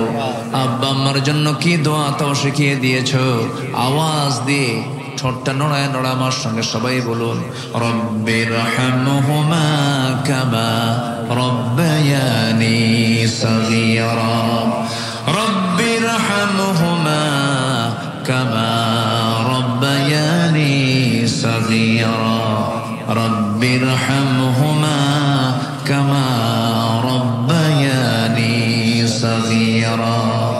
আল্লাহ তাআলা বিশেষ করে মাহফিলটার আয়োজন করলেন যারা, শোনার জন্য কষ্ট করে আসলেন যারা, বিনিময়ে কিয়ামতের কঠিন ময়দান যেদিন কেউ কাউকে চিনবে না, এমনকি মা সন্তানকে পর্যন্ত স্বীকার করে বসবে, যেদিন মানুষ কাঁদতে কাঁদতে চোখের পানিগুলো পড়ে যাবে, চোখ থেকে রক্ত বের হওয়া শুরু হয়ে যাবে, সেই কঠিন মুসিবতের দিন এ মাহফিল সবার জন্য নাজাতের মাধ্যম তুমি আল্লাহ বানায়া দিও। তোমার বান্দাগুলোকে নিয়ে এমন সময় হাত তুলেছি, ও আল্লাহ পৃথিবীর মানচিত্রে সবচেয়ে বড় মজলুম জনপদ ফিলিস্তিন, মেহেরবানি করে ফিলিস্তিনকে তুমি আল্লাহ ইহুদি মুক্ত করে দাও, বাইতুল আকসাকে তুমি আল্লাহ মুসলমানদের হাতে তুলে দাও। আয় আল্লাহ তাআলা 180 কোটি মুসলমানের জন্য আল্লাহ একটা অমর দুনিয়াতে পাঠায়া দাও। আয় আল্লাহ তাআলা তোমার সন্তুষ্টি আমরা কামনা করি, তোমার রাজি আমরা কামনা করি। আল্লাহ মেহেরবানি করে সেই পথে নিও না যে পথে নিলে পরে চিরভ্রান্তি হয়ে যাবে। তোমার সঠিক পন্থা, তোমার সঠিক পথে, সেই সঠিক পন্থায় চলার তৌফিক আল্লাহ তুমি আমাদের সবাইকে দিয়ে দাও। দুনিয়া থেকে কোন দিন বিদায় নেব জানি না রে আল্লাহ, যেদিন মরে যাব টান মেরে ঘর থেকে বের করে দেবে, জীবনের শেষ গোসল হয়ে যাবে রে, মরামুখ সব দেখে দেখে চলে যাবে, টেনে হেঁচড়ে কবরের দিকে নিয়ে চলে যাবে, কবরে শয়ে দেবে, বাঁশ চাপা দেবে, মাটি চাপা দেবে, 24 ঘন্টা যাবে না, মাথার চুল খসে খসে পড়বে, 3 দিন যাবে না রে, চামড়াগুলো গলে গলে পোকার পেটের খাবার হয়ে যাবে, 7 দিন লাগবে না, পেটের নারী বেরি সব চোখ মুখ কান নাক দিয়ে বের হয়ে কিম্ভূত কিমাকার চেহারা হয়ে যাবে রে, কত শখের বন্ধু পর হয়ে যাবে, কত প্রাণপ্রিয় কলেজার টুকরা সন্তানগুলো সব পর হয়ে যাবে, বউটা সারা জীবন একসঙ্গে ছিলাম রে, দাম্পত্যমে জীবন কাটিয়েছি, মরার সঙ্গে সঙ্গে পর হয়ে যাবে। এই তো দুনিয়ার নিয়ম রে আল্লাহ, তোমার পছন্দের বান্দা না হওয়া পর্যন্ত মরণ দিও না আল্লাহ। কোন দিন মরণের ডাক আসবে জানি না, সে অন্তিম সময়ে যখন চলে আসবে জবানে জারি করে দিও লা ইলাহা ইল্লাল্লাহু মুহাম্মাদুর রাসূল।